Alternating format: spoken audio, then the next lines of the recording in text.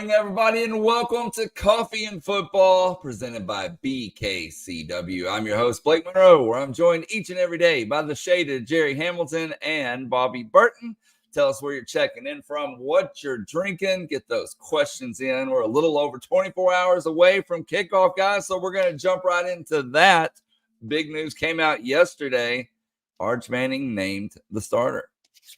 Let it begin. Is that for? Are you wearing those glasses because you can't handle Arch's aura, or is it Shohei Otani having the best game ever of a Major League Baseball player? I mean, I need to wear different glasses for that. But no, it's as long. I'm opening the show as long as Texas is ranked 1 with the glasses on. By the way, I was just checking my math. It's now 24,417 days since Texas A&M was ranked number 1. Congrats on that. You're using the same material as yesterday. Hey, but every day adds on. It's a new day. It's a new day, he says. The air being punched remains the same. Hey, talking about Arch being the starter, Steve Sarkisian went to the podium yesterday and said exactly that. Actually, it wasn't even a podium. It was a Zoom call. Go for it if you don't mind, Blake. So we're looking forward to watching our guys go out and compete. I'll do this now. Arch is going to start at quarterback Saturday. I feel like Quinn has made great strides ever since Saturday night into where he's gotten to. But with my decision is, I'm looking forward to his future as a player, but also the future of the season for us and the longevity and getting him, possibly one more week healthier for the long term, I think is good for us as we're getting ready for SEC play. So Arch is more than capable, as I think we all know. He's got, a lot of, confidence from his teammates and trust from his teammates to go out and play. Had a really good week of work, understands the plan. And, but it's different, it's different when you're the starting quarterback as opposed to coming in cold off the bench as a backup. So different challenge for him. But I know that he'll be more than ready to go out and operate and play football at a high level for us.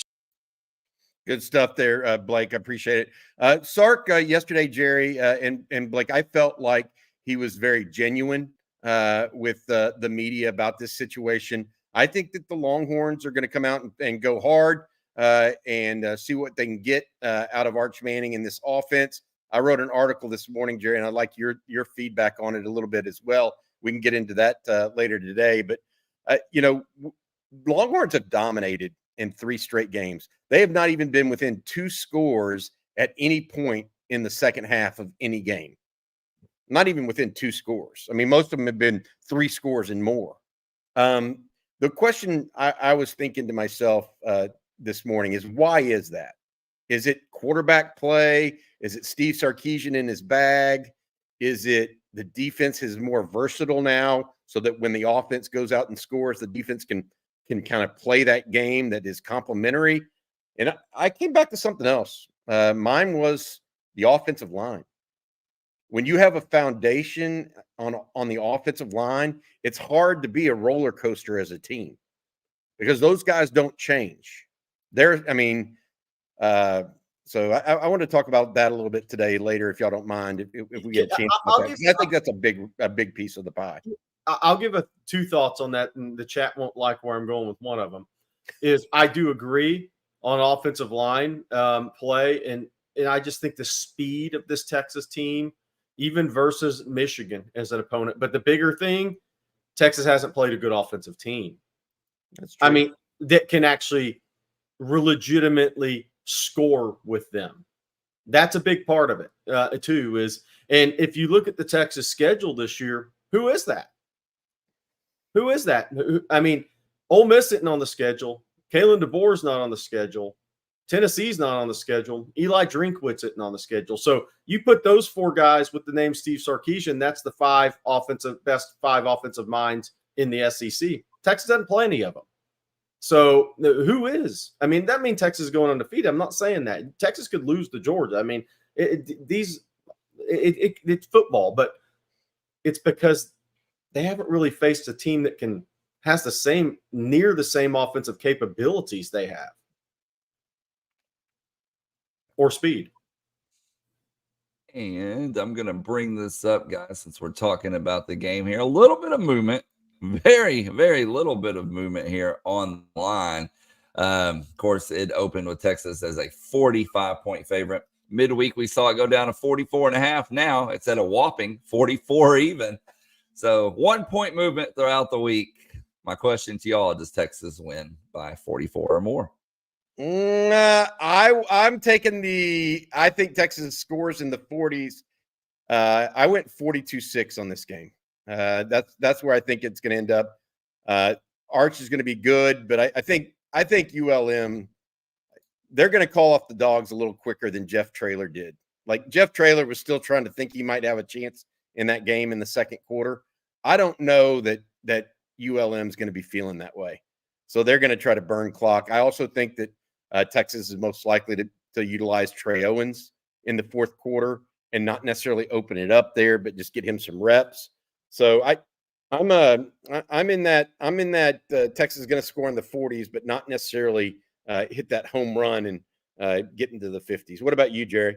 I've got 48-3, so I guess technically a cover. Oh, that's a winner. Yeah, look, I think if UL Monroe does not have first down success in the run game, I don't know. I mean, they had 286 yards against UAB, guys. They've only thrown 31 passes in 2 games against Jackson State and UAB. That's not a team that wants to throw the football. So first down run defense, first down defense as a whole by Texas, but really first down run defenses is going to tell you the story in this game. And some people say, well, it's good to be the story in every game, but yeah, but really against an opponent like this, who what they want to do is take away your positions, get their check, and get out of town. I mean, let's be real. Hey, by the way, I think we have a Nebraska commitment in the chat today. Is Malcolm Simpson. Malcolm Simpson or Hitchcock. I was at the Hitchcock Belleville game a little bit last night. Malcolm Simpson, they played his first 3 years at G-Ball, now at Hitchcock, defensive lineman, committed to Nebraska. Obviously, Kelon Johnson down there committed to A&M. A&M's wide receiver coach, D-line coach were there because they played against Belleville, DJ Sanders last night. So Hitchcock got the win there, 21-14. So if that is that Malcolm Simpson, congrats to you guys, man. Big win at Silsbee next week. And we actually need to talk recruiting here in just a second. But before we do that, Bobby, can you tell folks out there about Bkcw? Yeah, absolutely, Blake. Thank you. Today's show being brought to you by our friends over at Bkcw Business Insurance. They talk about the insurance trap at Bkcw. Bkcw takes your business out of the insurance trap by providing you with actual risk management consulting, not just price quoting. Operating out of its headquarters in Austin and owned by a UT grad, Bkcw uses a 5-step process to identify your business's weak spots, design a plan, execute it, and monitor your situation throughout the year so that you can lower your insurance costs and effectively manage your company's risk and employee benefits. Bkcw has risk consultants that specialize in many different industries, from construction and transportation companies to nonprofits and school districts. You'll get matched up with someone who knows your risks, can help you escape that insurance trap where the agent literally is doing nothing but providing very little value to you, and you're just stuck in a situation where your agent isn't actually helping you. Get started with a free risk assessment at bkcw.com or send an email to info@bkcw.com to get started and get the support you deserve. 512-250-5055. Somebody's mentioning also in the chat that a running back named Rodney Terry went for 250 last night in the San Antonio area. So Rodney Terry hadn't been skipping leg day then. It's a different Hey, hats off to, by the way, Major Applewhite. Won his second one last night. South Alabama defeated App State, and it was a blowout. Jerry, it was 28-0 just before the half when App State hit a long Hail Mary pass. But I think the final score is like 45-14 or 42-14. Yeah. Major, after putting almost 90 up on somebody last week, is got the South Alabama going. I think I looked in the depth, not the depth chart, but the stats this morning. They had like 350 yards rushing. He's not necessarily doing it through the air as much as he is on the ground right now. Yeah, and they started the season with a couple of tough, like one-score losses, and their schedule is really difficult moving on in that conference. So that it's good for them to get that confidence. I think they had some confidence, lost a couple of tough games early. Obviously, Northwestern State's a really bad football team, but Appalachian State may not be the Eli Drinkwitz and those guys, App State, but that's still a tough place to go in and play, and they dominated the game. So Major team's rolling with some confidence down there in Mobile, Alabama. Hey, Blake, you are normally the guy that pitches to us for news and info about the football team, but I'm going to give you your opportunity to shine because you broke some news yesterday. How about Coach Schlossnagle, Jim Schlossnagle, the Longhorns' newest baseball coach, from Blake Justry, and getting 3 commitments yesterday? Blake Monroe, you were on top of that and kept telling us, wait, there's going to be another one. Tell us about the 3 commitments to Schloss from yesterday, if you don't mind. Yeah, so yesterday we picked up a commitment from Trent Maben, a one-time Duke commit. If you remember on Texas football, I think it was last week before the UTSA game, Texas is going to use every home game as a recruiting advantage, bring kids in. They brought in 6 last weekend. Maben was one of those, one-time Duke commit. As I said, an elite outfielder. He committed, which seemed to be a long time coming. I'm kind of surprised it took as long as it did for that to happen. And then also they land a commitment from Dallas Jesuit infielder James Jorgensen, who is also a right-handed pitcher as well. 95-mile-an-hour fastball. Can't beat that. He has a perfect game grade of 10, which usually means pro-level athlete. So we'll see if he ends up on campus.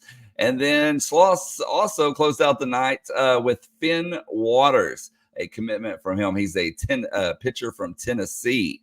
So 3 big commitments yesterday, and don't be surprised if another one possibly pops today, and we'll see what happens there. But I'm expecting, and I'll do a little Jerry Hamilton here, expecting a couple of highs over the next few weeks. So that deserves a Colt Munroe super chat. As does hat and shirt combo. Guys, I got to tell you, last night was my youngest son's birthday, and we had family over, and everybody was talking about how much Colt is mentioned on this show. And my wife told me to tell you, Jerry, to be quiet about the super chats going forward. That we don't need any more of that from Colt. So, Colt, you got my number. Hit me up.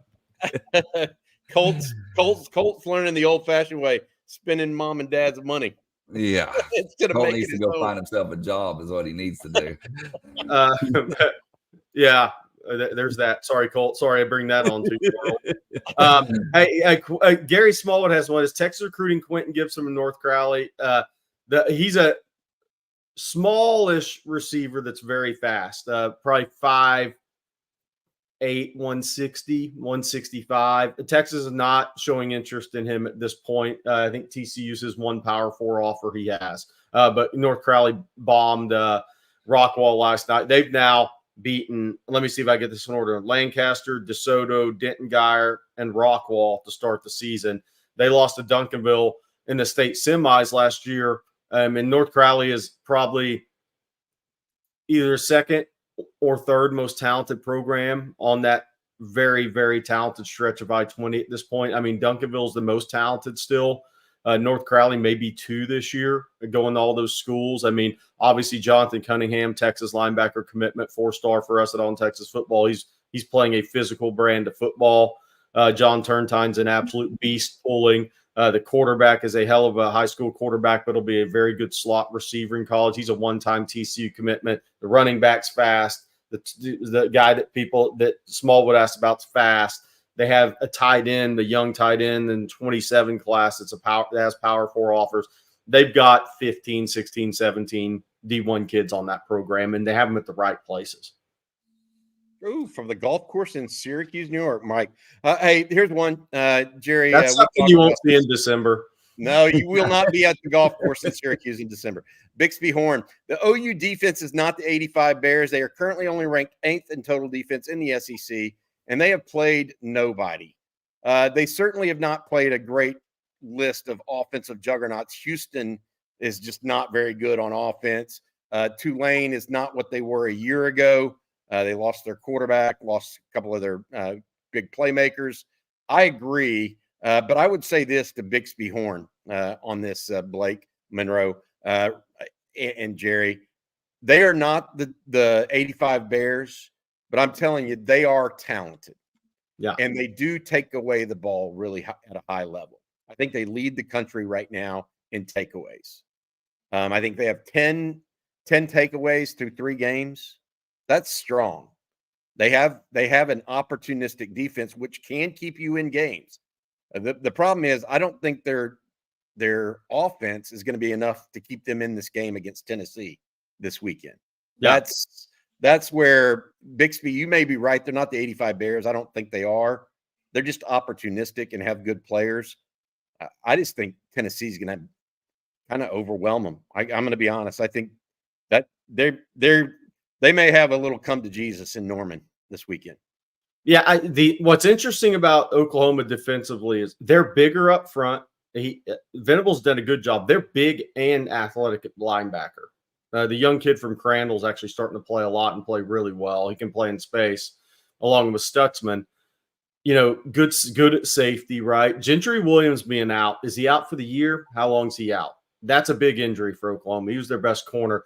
But it's kind of the flip of the Texas schedule with Oklahoma. And it starts this weekend for them. They may not be a top 10 defense. They're ranking at the end of the year, maybe at the end of regular season, maybe closer to 35 or 40, depending on if their offense helps them out at all.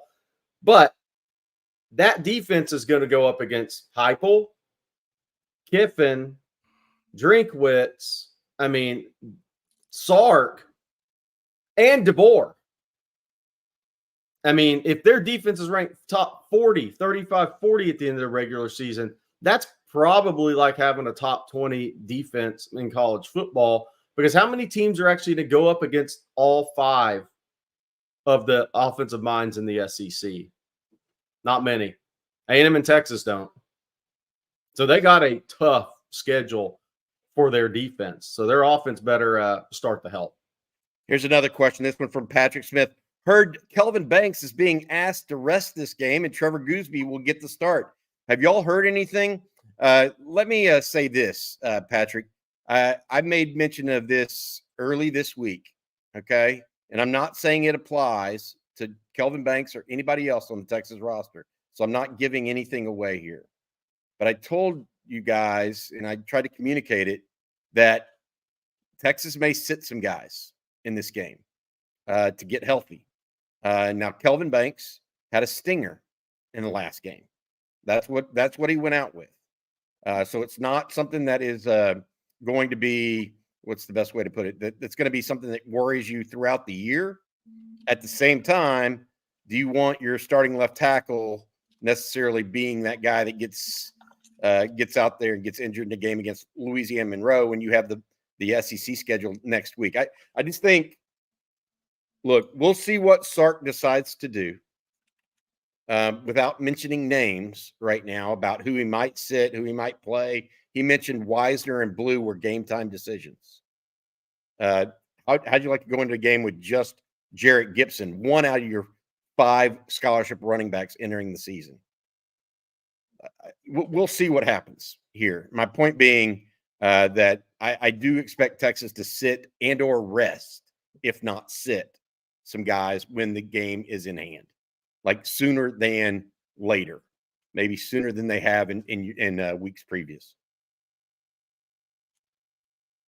Okay, well, let's jump back over to recruiting there, Jerry. What's the latest there? What do you got for us? Yeah, so I went down a little close to home game last night. I went down to Hitchcock. Hitchcock was playing Belleville. We're going to watch a little Kelon Johnson here. I think this is junior year, right? Yeah. He had 7 touchdowns and 11 receptions headed into the game last night. I know he had 1. Belleville plays that slot T, so you don't get many possessions against Belleville. They had Hitchcock had 3 in the first half. But look, Holman Wiggins was there last night. A&M obviously in town. They know Texas continues to stay in contact with Kelon. Kelon told me he does still plan to be at the Texas-Georgia game. So that's a recruitment that we'll see what happens with. Y'all know I love Kelon Johnson's upside. His speed is just ridiculous. He goes 0 to 60 in about 2.5 steps. Really good football player.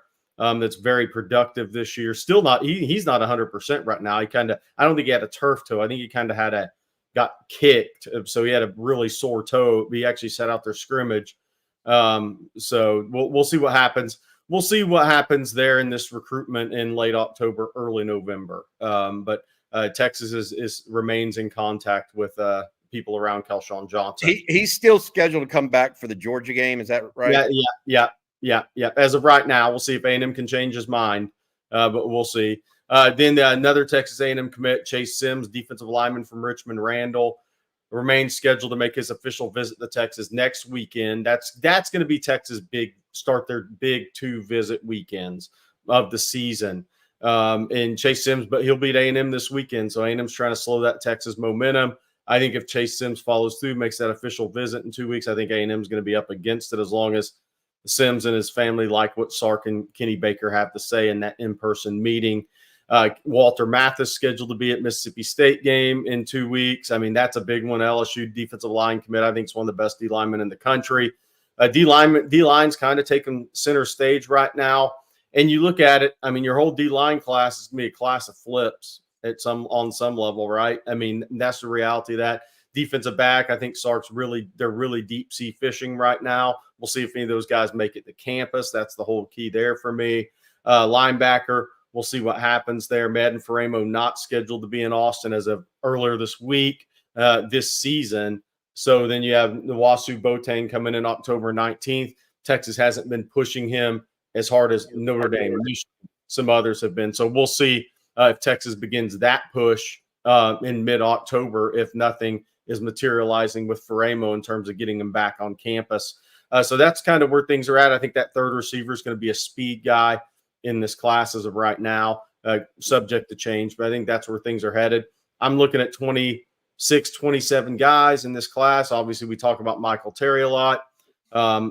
So we'll see where it goes. But at least 2 defensive line spots, maybe 3, possibly 2 DB spots, maybe 1. Would like a third linebacker in the class, would like a third wide. And obviously Michael Terry's separate because he's an athlete.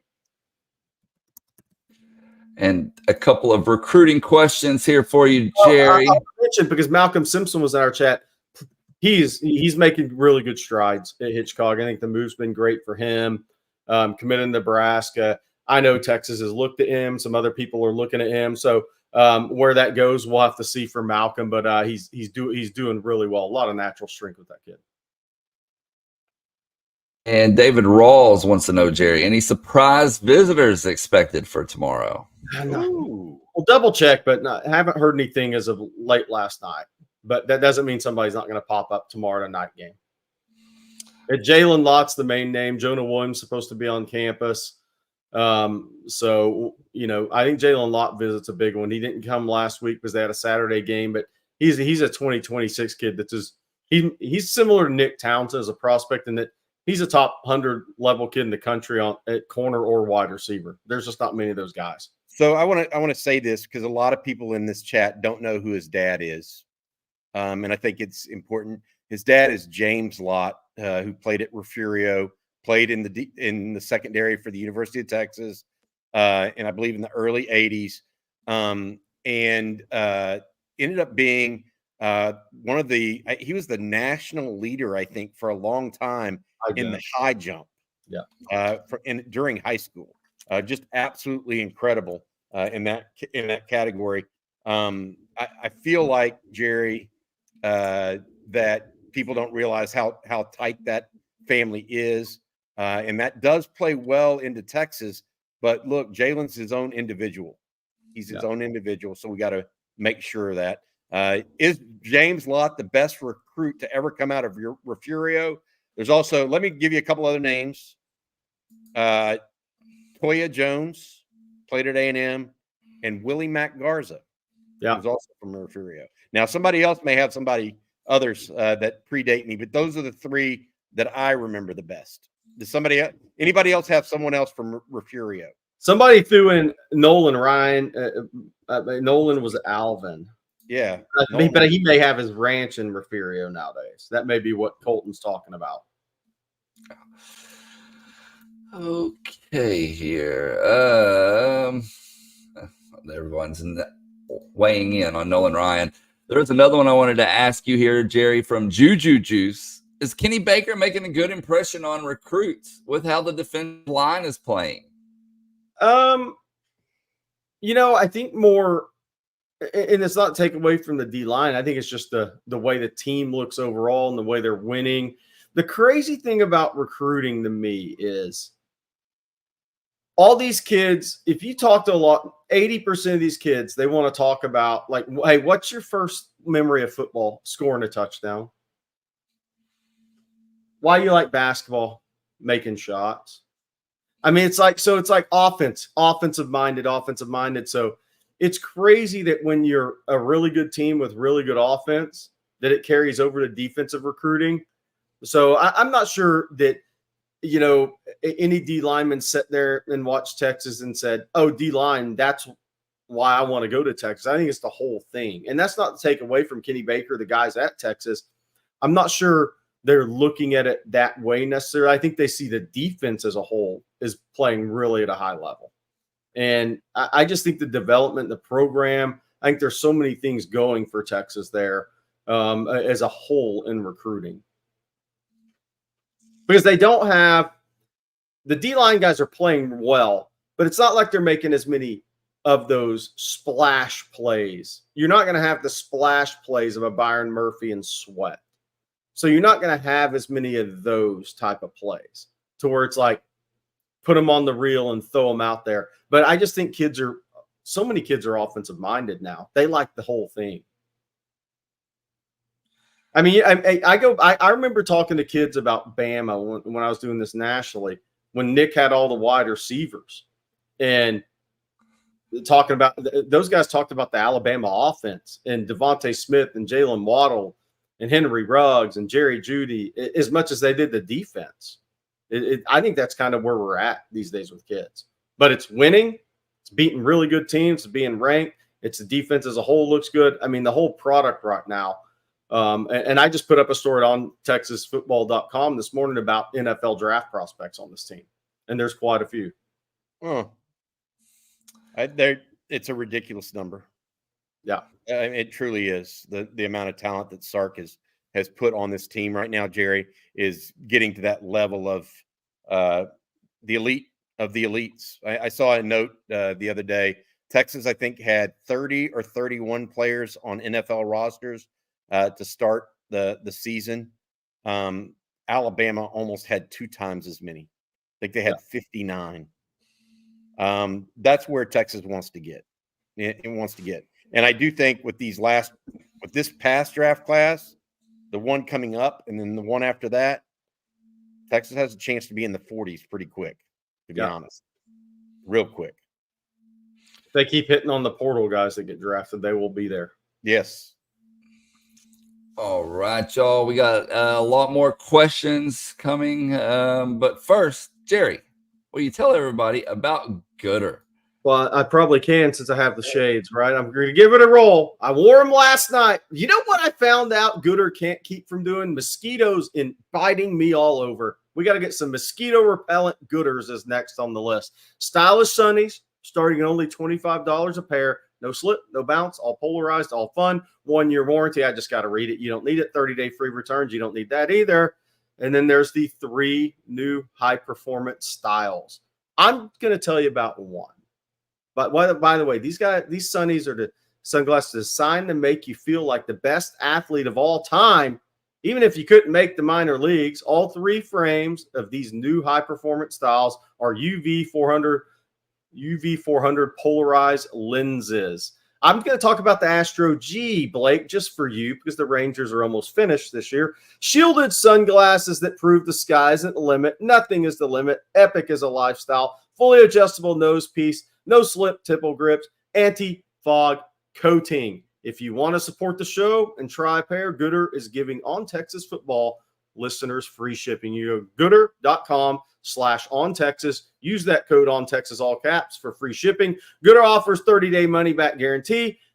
You won't need it, and 100% satisfaction, which I'm personally guaranteeing. Again, Goodr.com/Texas. Hey, and I just thought of a way to get Colt Munroe's super chats to stop. Oh my gosh. What? The Rangers season's over, Colt. Wow. While you were talking a second ago, I'm not making this up. My wife texted, "Is Colt in the chat?" in all capital letters. So she was about to not be happy, but that's okay. All right. I also need to tell everybody out there, fellas, about one of our sponsors in Betterhelp. And this episode of On Texas Football is brought to you by the good folks at Betterhelp. And there are a lot of helpful apps out there, but it would be difficult for any of them to be more useful than BetterHelp.com. BetterHelp is an app that helps those in need to find the help that they deserve. Maybe you're having personal issues that you just can't figure out. Maybe you've experienced major trauma in the past, or maybe you recently lost a loved one. Maybe you just get caught up in comparing yourself to someone else. Whatever the case may be, if you're considering beginning therapy as an option, you're going to want to check out BetterHelp.com. BetterHelp is entirely online. It's designed to be convenient, it's designed to be flexible, and it's designed to suit your schedule. So no matter what your own previous experience with therapy is, check out BetterHelp.com today. Stop comparing yourself with others. Start doing something about it.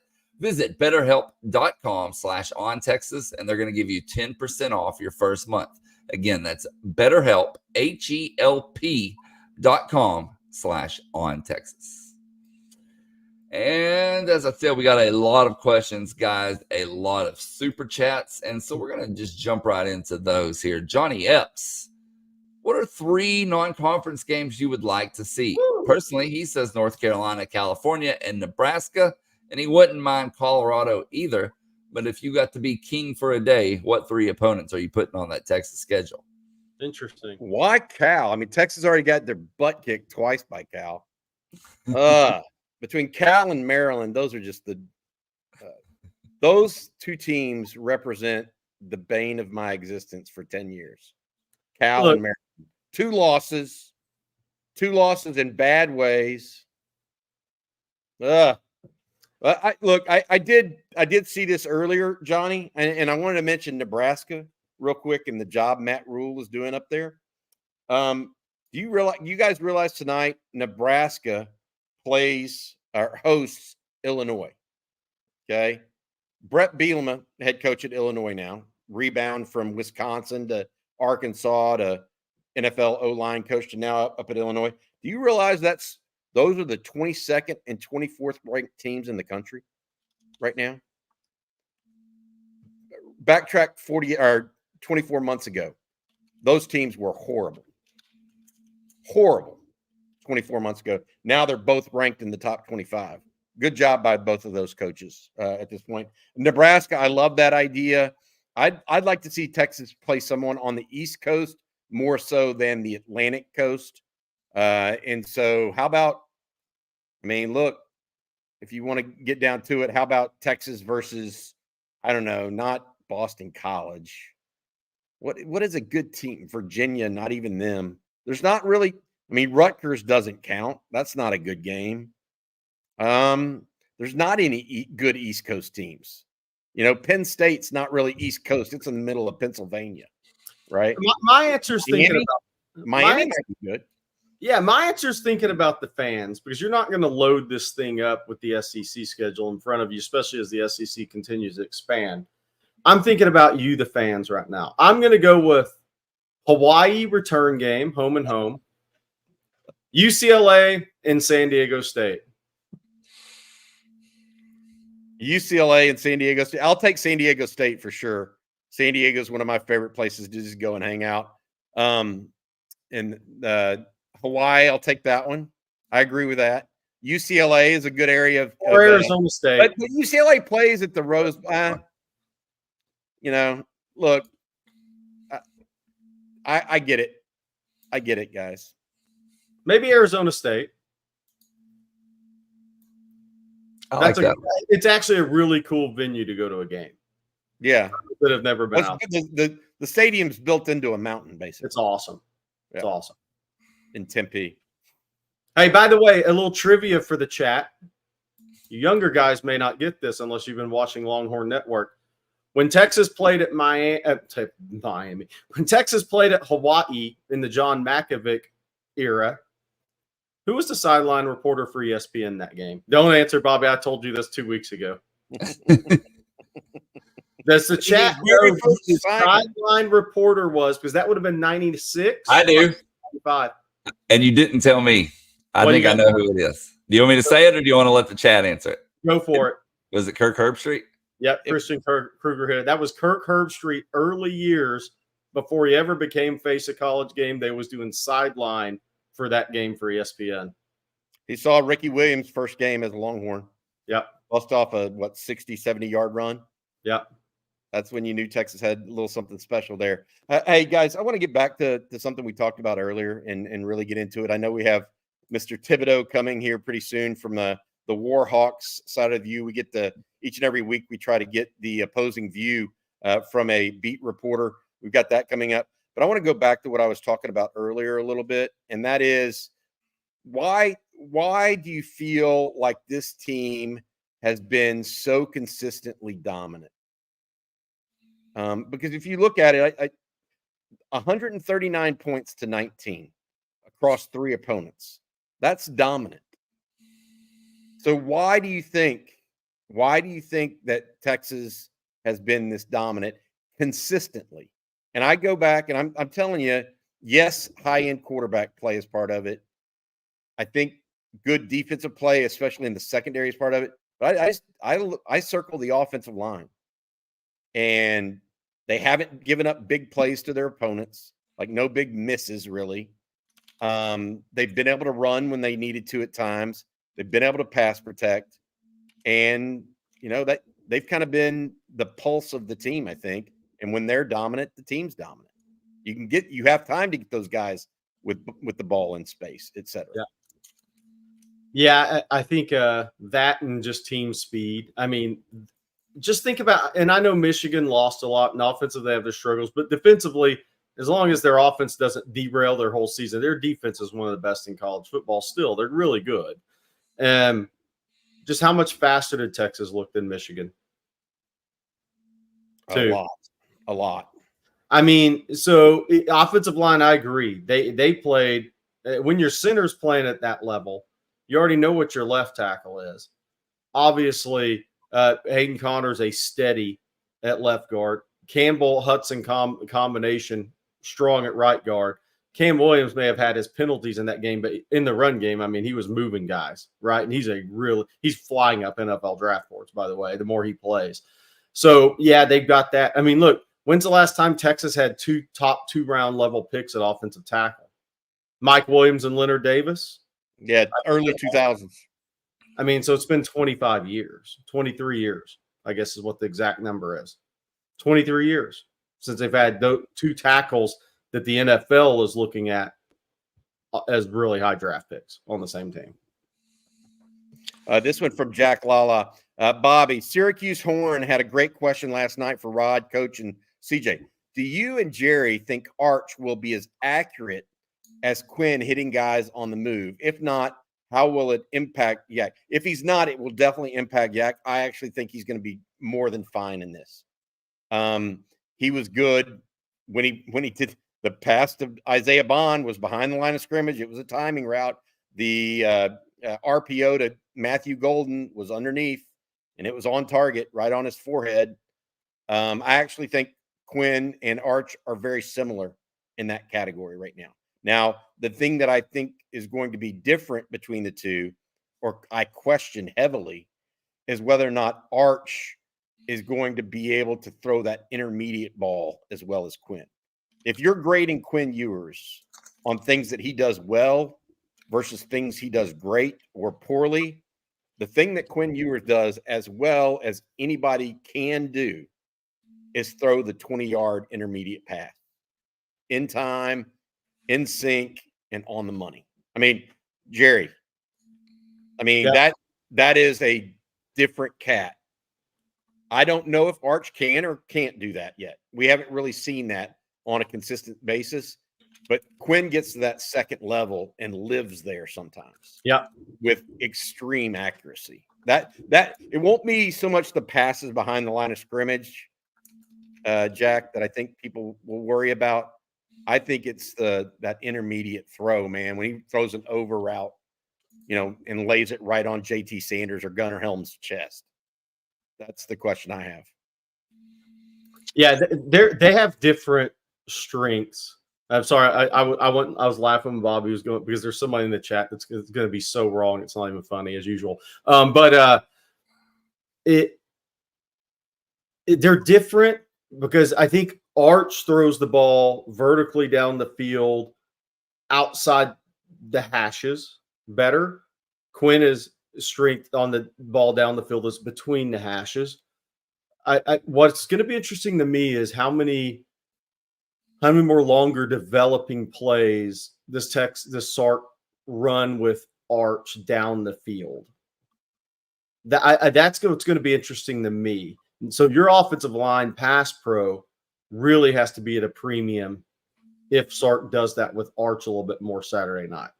Now, that's going to be dependent on how ULM plays, right, defensively. I mean, everybody's respected Texas speed so much this year. But with Arch, I mean, you saw some of those a little bit more of the half rolls, pulling DJ Campbell, a little longer developing plays. I think you're going to see a little bit more of that with Arch. I'm not saying you're going to see it early in the game. I think you want to get him in a quick rhythm early in the game. My take on that, too, is you don't see a lot of extended plays with Quinn Ewers where there's like a scramble drill and the receivers have to come back and break off routes. With Arch, I actually could see Texas receivers needing to do that more frequently because he might be able to buy himself a little bit more time with his athleticism. So that could be a difference, Jack, not just whether or not he lays it right on him. But I'm not worried about the short stuff that gets people in rhythm and hits people in rhythm. No. I'm more concerned about that intermediate pass and whether or not Arch can replicate that 15 to 25-yard chunk play that Quinn is just really, really talented at. Our next super chat, fellas, comes from Osas the Destroyer. Thank you, Osas, as always. And he says, do we really think Sark will leave after finding success here? I think we really don't know. And I don't think he's leaving before Arch Manning leaves either. No. I mean, this is a college football. Look, the pros and cons, okay? In pro football, you do not have control over your roster if you're a head coach. That's right. That's the big thing. You're not your GM. You may not get your quarterback of the future. Okay? Period. You may end up with Bryce Young giving way to some. I mean, that's infuriating for a guy like Sark, right? And so I think that aspect is big. I think that the other aspect that's huge for Sark and remaining here is just the idea that he's building something that could turn into a national championship. I mean, every coach wants to win a national championship or a Super Bowl, or a state championship at a different level, right?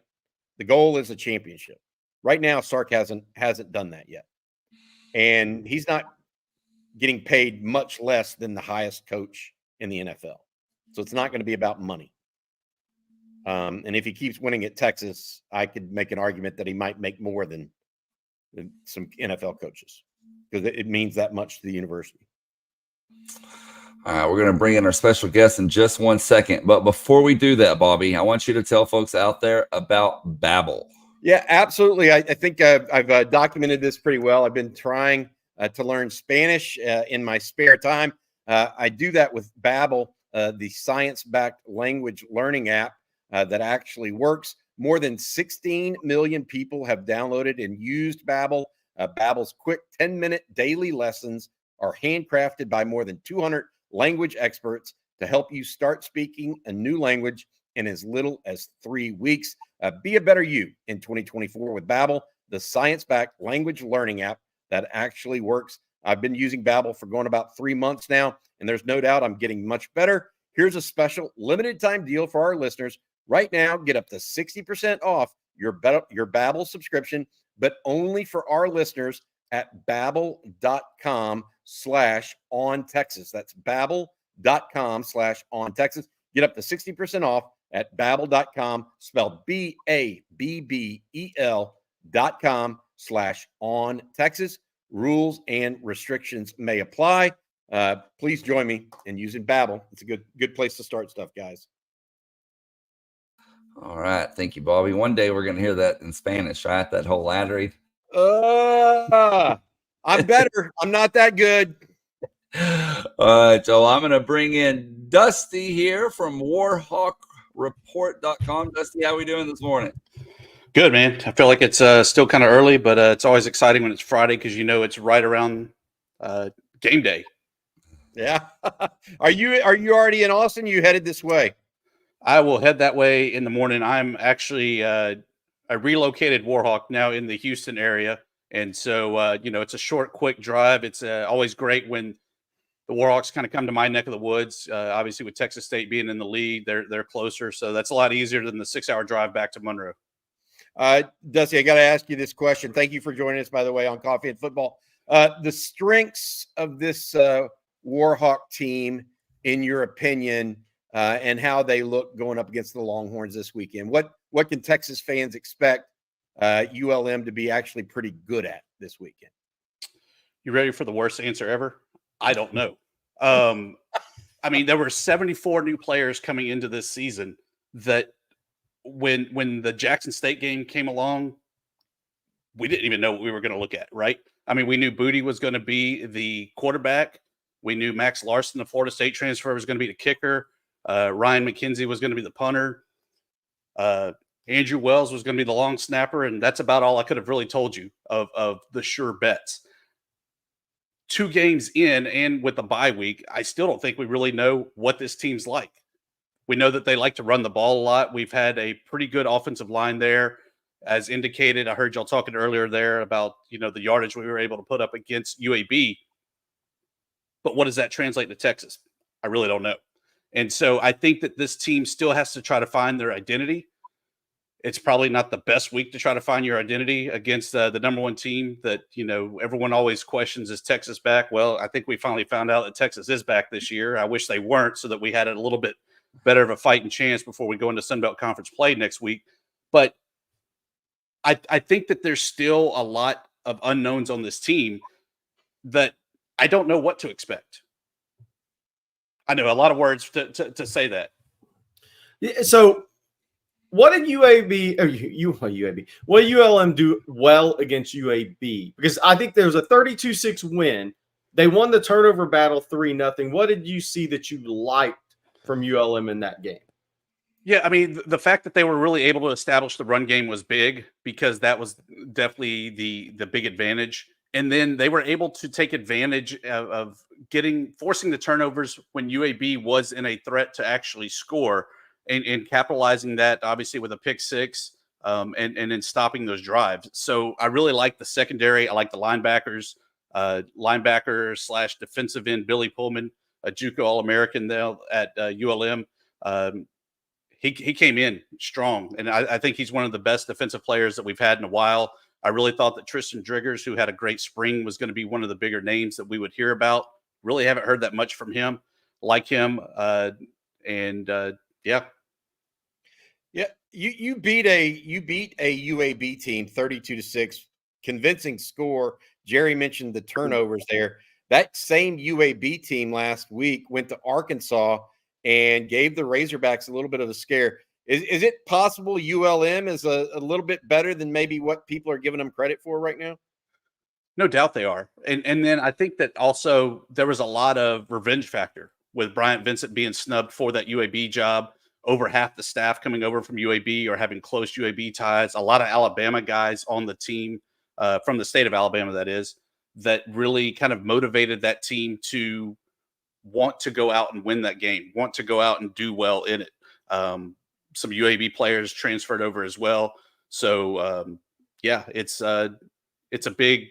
was a big win, but it was really a lot of vengeance factor and a lot of kind of insider knowledge of that team that really helped propel them to that victory. What are so look, obviously it's a big line in the game, right? Texas is favored by a lot, as they should be. What are the keys for UL Monroe in your eyes to make this a competitive game? I think that's kind of a key. And it's a game, anybody can win. But right when you're a 44-point dog, nobody's expecting you to win. What are the keys for UL Monroe, do you think, Saturday? I think the big thing that I want to see, I think is kind of the bigger thing. I want to see how we can pass the ball. With General Booty, he has like 191 yards passing. I think 1 passing touchdown on the season. We don't know what this passing attack looks like. We know that there's some good, long, lanky, fast receivers that really haven't been utilized. There's a slew of tight ends that are out there. Obviously, with Booty, the premier name in all of college football there. But what's he done in between the sidelines and on the field in order to kind of showcase that name is legit at the quarterback position. So I want to see how well we can throw the ball. Is that going to be good against a pretty stout linebacker and secondary of Texas? Probably not. But I don't think that it's going to be any worse than the running game with that great defensive front there that Texas has. I'm looking at Billy Pullins, the guy that I mentioned earlier this week, Jerry and Blake. Young man was from Kaufman, Texas, then went the JUCO route, was I think the state junior college defensive player of the year. He already has like 2.5 sacks just through 2 games. He's a guy that, depending on who Texas trots out there at offensive tackle, like we talked about earlier in the show, could have an effect on this game. An outsized effect potentially. I look at this, Dusty, and is there any kind of confidence going into this game for ULM, or is this a subdued ULM team that says, maybe we all saw I got to be honest, your head coach, I thought, did a good job in front of the microphone on Tuesday or Wednesday. The defensive coordinator, I'm not sure he did himself or his team any favors. What did y'all think about that too? So first thing, there's a guy that played at Benton that would have played possibly against Arch, maybe, but Isidore Newman won that game. So That's the closest tie that I got for you. I don't know what he was talking about other than that. In this day and age, especially post-COVID, there's a lot of weird things. Like General Booty is listed as being from Shreveport that graduated from McAllen, Texas High School by way of Oklahoma. Where's he from then? I'm sure there's other guys on the roster as well that are kind of the same way, that are from wherever and really played here, really played there. So on that comment, because I found a guy, sure, it's true. But, as far as what does ULM take out of this? Sure. If they win this, obviously the win total for ULM was 2.5 games on the season. What a great way to have win number 3, right? But at the end of the day, if we beat Texas and then we finish the season 3-9, is that really a successful year? Not really. I'd rather get this check, kind of showcase a little bit, work a little bit more on the offense, and kind of focus more on going to Troy next week, which is a conference game, because at the end of the day, I would much rather have a Sun Belt Conference championship than a 3-9 season. And yeah, we beat number 1 Texas, but we went 0 for the rest of the year. I would much rather focus down the road on this season. You're not going 3-9 beating Texas. If you beat Texas, you're not going 3-9. Tibbs. I got news for you, bud. That's not true, because in 2012, when we beat a top 10 Arkansas team, we went on to lose the next 2 games, and we were probably the best 1 and 2 team in the nation that year. I love it. Hey, thoughts from Trace Little. Thoughts on ULM coaches' comments regarding Texas not prepping, ULM being a mid team, beating Arch. It seems weird. Have you seen anything more odd from your standpoint of looking at it from a ULM fan or reporter's perspective? It just, that's what I was getting at. It just seemed odd to go there. I don't. It's almost like I thought that conversation should have happened in the locker room, not in front of the media. You get what I'm saying? Yeah, it's weird that it's a public comment. I think that, and I think that we've all been around the game long enough to know that chances are Texas probably isn't really caring too much this week about ULM. I mean, let's be honest. They're probably quickly looking at film, but they open up SEC play next week against Mississippi State. With Texas being the newcomer to the SEC, that's a big game for them to kind of showcase that, hey, we do belong in the SEC. We should be here. We're beating, our first opponent and everything else. So they're definitely more focused on that. I get it. Should it have been said publicly? Probably not, but is what it is. It was said, and now we just got to kind of live up to it. And, like I said, hopefully at least get a passing touchdown. All right, Dusty, thank you so much for your time this morning, buddy. We welcome you to Austin. Be safe driving in. Have some fun while you're here. Get some good Mexican food. If you're in Houston, though, you know what good Mexican food tastes like. They don't have it in Monroe. I can tell you that much. No, but I did see in the comments earlier, somebody is definitely way too familiar with Monroe to know about the food truck there going all the way from Dankin Trail to Waterfront to Johnny's. I had to go take some Tums while I was getting ready for it to see, what the show was all about. Yeah, I mean, you got to get the beef po' boy at Dankin Trail, the pork chops or a steak there at Waterfront's fantastic. Maybe the catfish desired is great, and then top it all off with some Johnny's pizza, and yeah, you're going to be hurting. That makes me want to go to a Monroe Neville game. I know, Neville versus like Wassman or something. One of those games. Hey, Brady James played at Wassman before he went to West Monroe. All right, hey, thanks, Dusty. Appreciate you, buddy. And right, seriously, safe travels into Austin Sure. later tomorrow. Appreciate you, buddy. Yep. I gotta bring this question up real quick, Blake.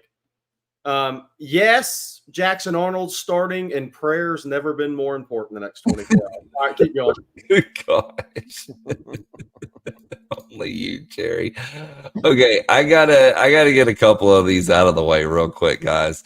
Some super chats. I do not condone this behavior either. UT boy for Colt, hook 'em. I got your back. Thank you, UT boy. And then out of nowhere, Colt Munroe with the super chat saying, Love it. And then another super chat saying, Love it. this math test, maybe if you weren't in the chat and paying attention, that might not happen. And UT boy comes back with Colt's World. So thank you, Colt, I guess. And thank you, UT boy, for the super chats. Man, you got to get your house in order there, Blake Monroe. Yeah. Come My on wife now. was encouraging him to come on now. All of a Well, I'm not. I don't do it. It's that Hamilton fellow. sudden. He's going to get sideways with the wife, not me. Yeah, she did say, Jerry, you're more than welcome to raise Colt and share some of that financial responsibility. She told me to let you know that if you're Look, hey Colt, I've got good news for you. I still have my Easton bat in some garage from when I was like 9, so you can use that one. That's all I got for you. We're not going with the scrap new. metal nowadays with all these. Yeah, we're not going with anything new. We're going to use the old stuff. It's like the old wooden golf clubs. guys, we're going to jump back over to that Louisiana Monroe game here for a minute. Dante with the super chat. Are there any Texas defensive backs that are out for this upcoming game? Jelani McDonald was given the questionable tag or game day decision. Again, that's the backup nickel or one of the backup nickels, backup safety as well.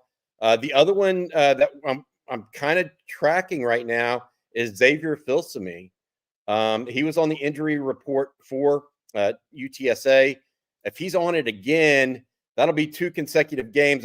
I haven't heard much about his injury and what type it is at this point. Jerry, have you heard anything on Xavier? Otherwise, I think they're all good in the secondary at this point. Yeah, I haven't heard that it's a major injury. That's Okay. the thing. Okay. So, I mean, look, he's there. He was walking around on the field with his jersey on, just not dressed out on Saturday.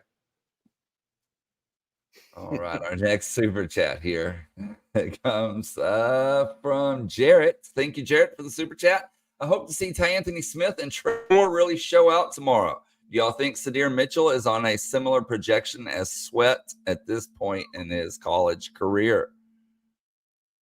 Tavondre was never as out of shape as Sadir has been historically. Tavondre added weight when he got to college. Tavondre came in at 265?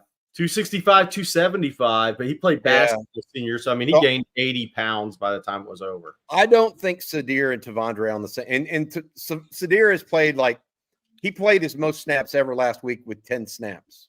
That's still behind Alex January, who played 15. Now, Sadir, because of an injury to Aaron Bryant, excuse me, has been pushed up in the pecking order. So we'll see what he makes the best out of it. As far as the hope to see Anthony Smith and Trey Moore really show out tomorrow, I could not agree more.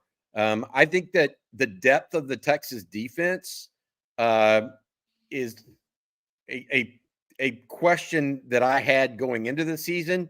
But when you see a Anthony Smith come in and make a fourth down stop and know that he's really the third string linebacker, middle linebacker behind Leonga Lafau, you're starting to see that depth show out and quality of depth. That was a hell of a play by Anthony Smith. Trey Moore, a lot of people are bemoaning the fact that he doesn't have any sacks, but frankly, he's played really well. He's grading out really well internally, which is more important than what you or I think of him. What do the coaches think of the job he's doing? So I hope he starts racking up some stats, though, so that monkey can be taken off his back, to your point. Because, look, if the coaches think he's playing well, he's playing well. That's the bottom line. And they do right now, apparently. Next one here is from Sugar Daddy, formerly Texas Beats. Thank you for the super chat, as always. Bobby B, Jer Bear, it's 8:25, and OU sucks. Period. End of story.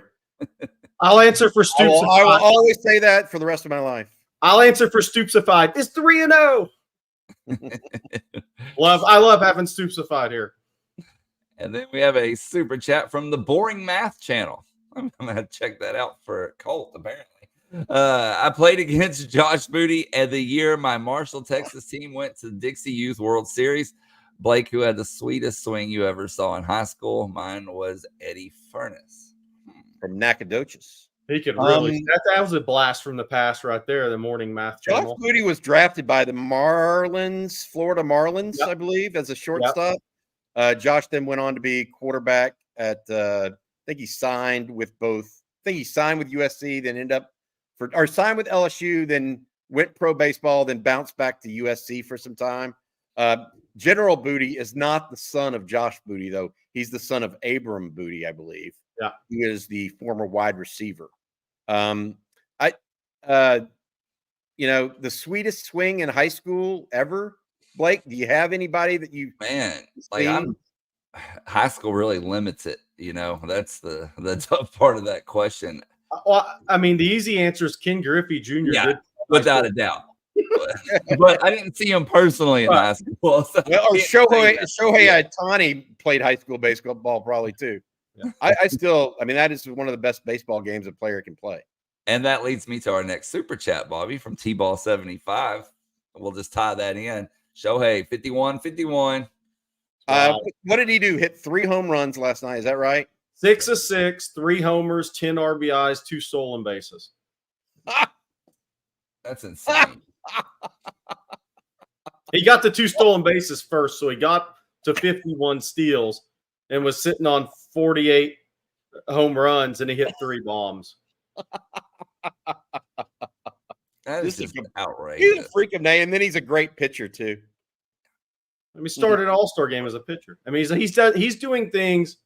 We're not going to go on a rant about this, but I think he's the best baseball player I've ever seen. It's almost like Tiger Woods is the best golfer, but he may not have as many majors as Jack Nicklaus because of injuries, or you don't play as long. And Shohei played in Japan for so many years before coming to the States. But dude, he's like, if you just said, who's the best baseball player? Well, I'll take the guy that it can finish top 5 in a Cy Young and start an All-Star game as a pitcher. Oh, and win MVP as a batter. Oh, and be the first 50-50 guy. Oh, when he hits leadoff, he's 6'4", 250. Oh, do I need to keep going? I mean, like everybody say, oh, Mike Trout can't stay healthy to save his life. I mean, Shohei Otani's a total freak show. Just for the history of baseball, I love that he moved over to the Dodgers because it's a marquee organization. that'll be able to like showcase his talents a little bit compared to the Angels, you know, where it's kind of like you're lost in Orange County, basically. So I feel like that was a great move for the future of his, you know, pedigree or his legacy or whatever. But I think it's amazing that he's doing both things at such a high level. Just crazy. Congratulations. It's like you mentioned Tiger Woods in golf. It's very similar. Very, very similar. He's kind of taken it by storm. He's not going to have the greatest stats of all time. I mean, Tiger's tied for the most wins all time with 82. Tiger, obviously, because he derailed himself with injury and such, isn't going to get to 18 majors. But, I mean, anyways. All right. I just will say this, and such was a large part of it, right. Not just injuries. Yeah. Right. I mean, he has like how many golf? That doesn't seem like it's Shohei Otani's problem. Right. Hey, you know here's I mean? one. He's not going to have the and such problem. Here, he almost did. Here's one. Will Arch make $5 million in NIL next year? I've got a massive. I'm really going big on this. I think he's going to make 10. And thank you for the super chat, Jeff Carey. Wow, $10 million in NIL a year. I do. Well, I mean, if they want to, it depends on what you want to do. He can, no doubt. Depends how much he starts this year.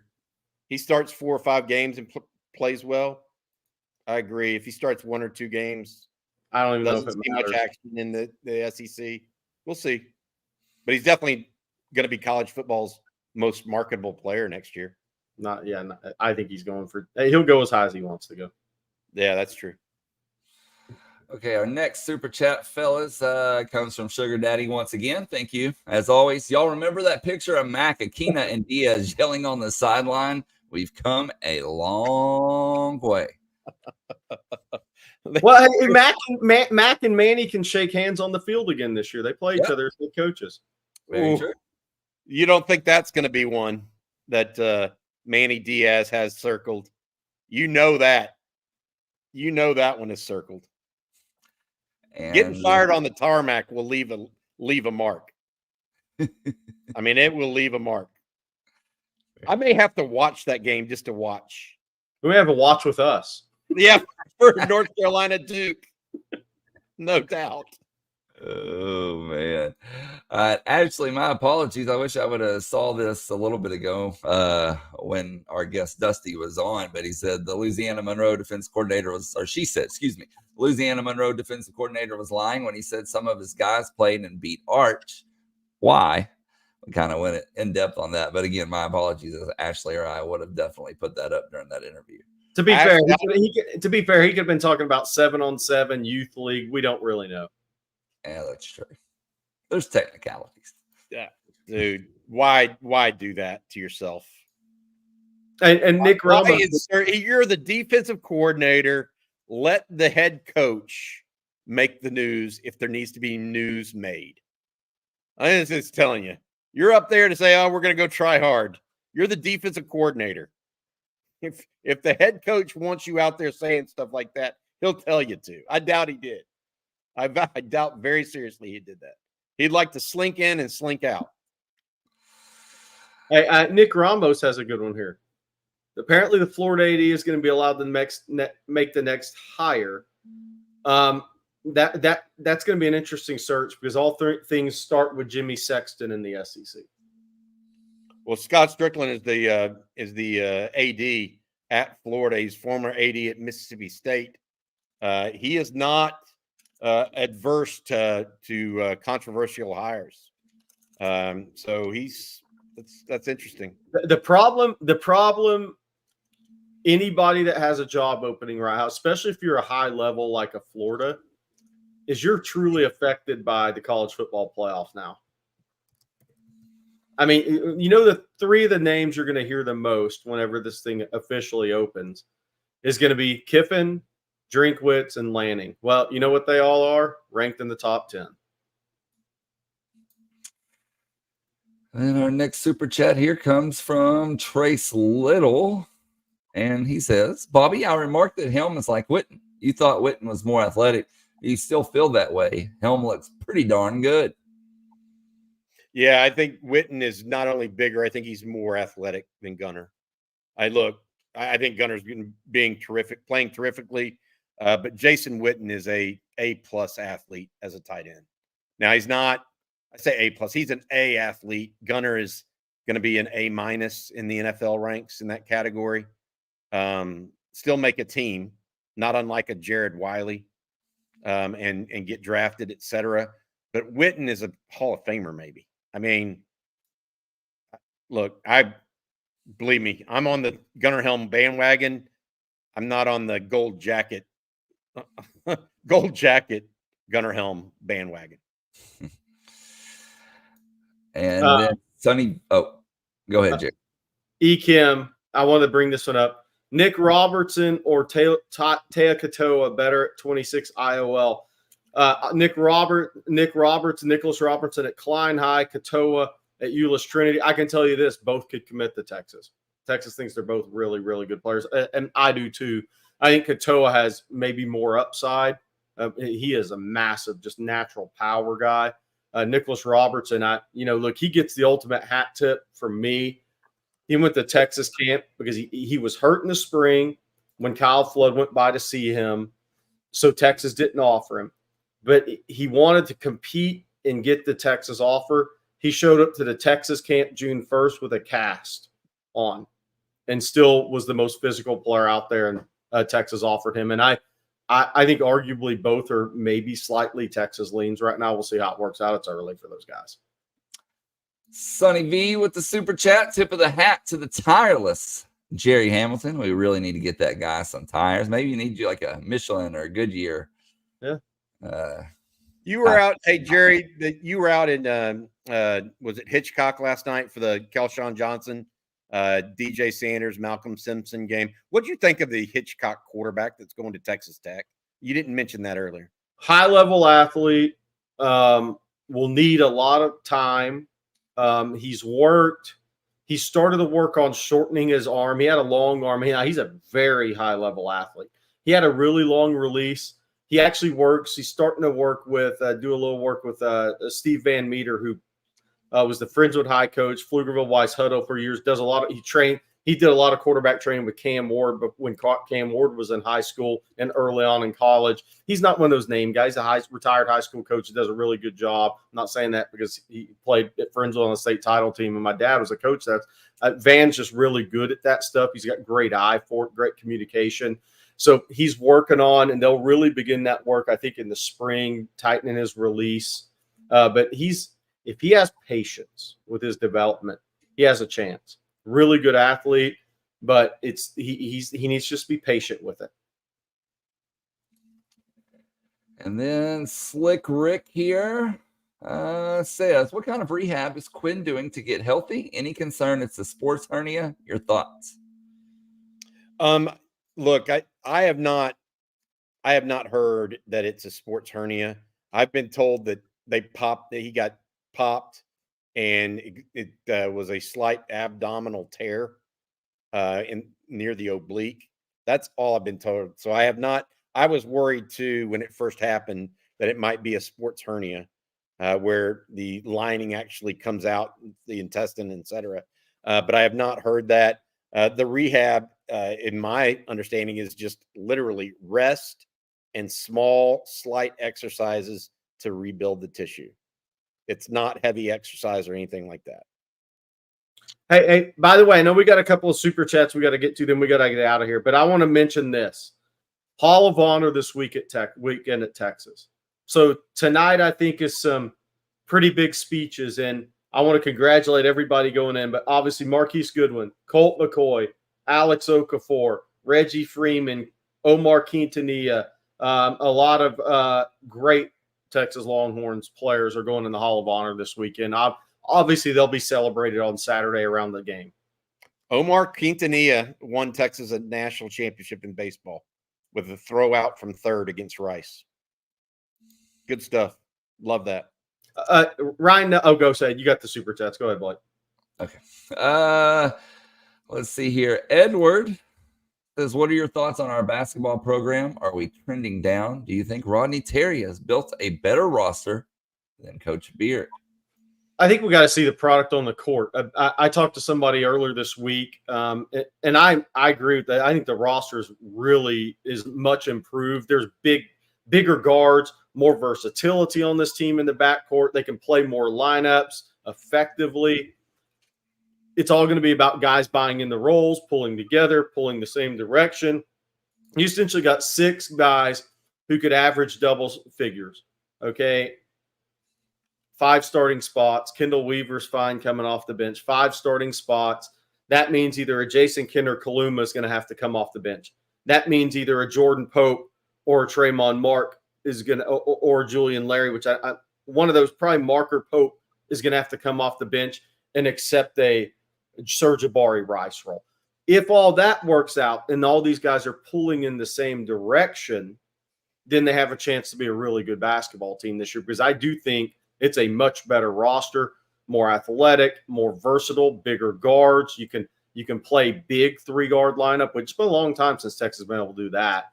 And Tremont Mark and Trey Johnson on the court together. I mean, that's 2 high-quality big guards in college basketball. I was told 5 or 6 future pros on this team. That doesn't mean straight NBA players. Trey Johnson's your guaranteed draft pick.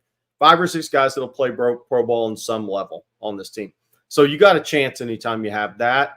Again, it's going to come down to pulling it all together, making it work in games. But this team's going to shoot the ball well. They're going to convert the free throw line well. They're going to have more versatility, which also means you can switch more defensively. So on those last year, when teams really hard hedged to get the ball out of A. Smith's hands, you couldn't reverse ball and have somebody, because Tyrese Hunter just didn't play well. He's at Memphis now. We'll see how he does this year. You couldn't reverse ball and really get after people the way you needed to in those rotational recovery situations. I think this Texas team can, so it gives them a chance. SEC in basketball, crazy as it sounds, if you go by the Torvix and all their ratings, guys, SEC is actually going to be rated higher than Big 12 this year. So everybody's like, "Oh, I left the Big 12 easier." I don't know about that. This year, the top heavy part of the SEC, your top 10 are going to be apparently better than the Big 12, which I tend to agree with. All right, y'all. This will be the last one for today. I'm going to ask this, and then I have to slip out of here. I got to go do some high school football things. But Ryan Nelson with the Super Chat. Bobby, Jerry, what Hall of Famer is similar to Colin Simmons? And with that, I bid y'all both farewell. Take care, Blake. Thank you, buddy. I appreciate you very much, man. Hall of Famer similar to Colin Simmons, the one that I think it was Brian Robeson compared him to, and the way he played, Jerry, was Von Miller, who's not in the Hall of Fame yet, but probably will be. Yeah. So that was the one that Brian Robeson compared him to. Until I see more of Colin, I've got to wait and see exactly what he does when the chips are on the table. After he gets defeated, after he loses a couple battles, and how he reacts before I go there. But that's the one that Brian Robeson brought up. Morning, guys. Jason Washington has this for us. Morning, guys. Any places around the stadium have a good atmosphere for watching the game? Absolutely. There are a couple places, and Jason, write these down because there are a couple different places. One is the Posse East, Posse East, as well as Crown and Anchor Pub. Those two are up near Dean Keaton Boulevard, just off of I-35. And then there's another one that I like now called the Victory Lap. The Victory Lap is just off of West Campus, off of Guadalupe near the Co-op. That is a favorite of mine now, too, to go watch games at. And then there's all kinds of sports bars. I was at, guy, you'll like this for those of you that are longtime Austinites. I was at the Tavern last night watching the Jets beat up on the Patriots and watching Major take down Appalachian State as well. So those are all places, Jason, that are relatively close to the stadium. The Tavern a little bit further away, but still a good place, in my opinion, to go watch a little football. Jerry, you have anything else you want to add for today? Yeah, on Colin Simmons, one guy from a little blast from the past I kind of always said was Robert Mathis. Yeah, you've mentioned that name before. Yeah. Hey, I want to finish with this. because I think it's a great one to kind of put in perspective. Overall, who is better as a team, UTSA or ULM? I want to say this. I think UTSA may have a better quarterback. Owen McCown's probably better than General Booty based on the fact that OU didn't even play General Booty over Davis Bevel in that 49-0 blowout. Right. And Owen McCown is better than Davis Bevel. So what do you think here? Who's the better team, UTSA or ULM, Jerry? Fair question. I think UTSA has more roster talent, probably overall, a little more speed. I'm not sure I can say that till I see the ULM offensive line against Texas Saturday night. Because the hard thing about these G5 schools is it's hard to sustain anything because your best players get ripped. That's why GJ Kinney better get out of there. I mean, your conference defensive player of the year, Trey Moore, suited up for Texas the other night. So it's offensive line wise. If you have somebody good, he's gone. If you have a really, really good receiver, he's gone. So ULM's still in that building mode right now. So I tend to think UTSA has better overall personnel on their team, better quarterback for sure. They can throw it better.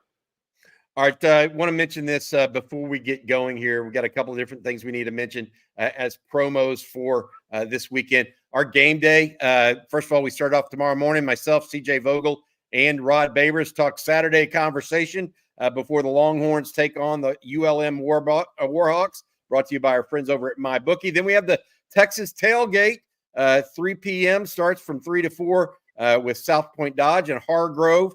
We'll also have this, guys. If you're there at the tailgate, Duck Camp, one of our sponsors, was kind enough to give away 4 hats last week. They're up in the game a little bit. This week, if you come by the tailgate and you're there for the drawing, they're actually giving away a $200 gift certificate plus a hat that is that heathered clay color that looks like burnt orange.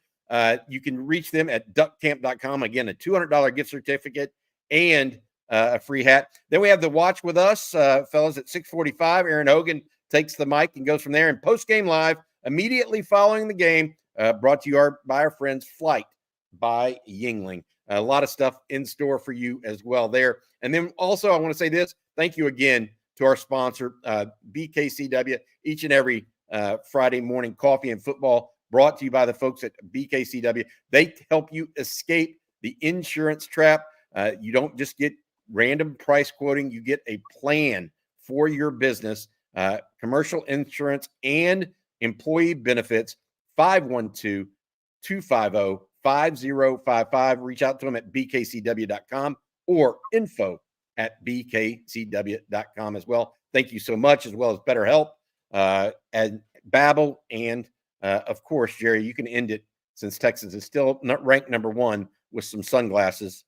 Goodr also on helping us out. All right, that's going to do it for today. We will see you guys. We're at the Co-op today at 3:00. Join us out there. Also join us at the tailgate tomorrow. For Jerry Hamilton, Blake Monroe, I'm Bobby Burton. Hook 'em. Let's beat ULM tomorrow, guys.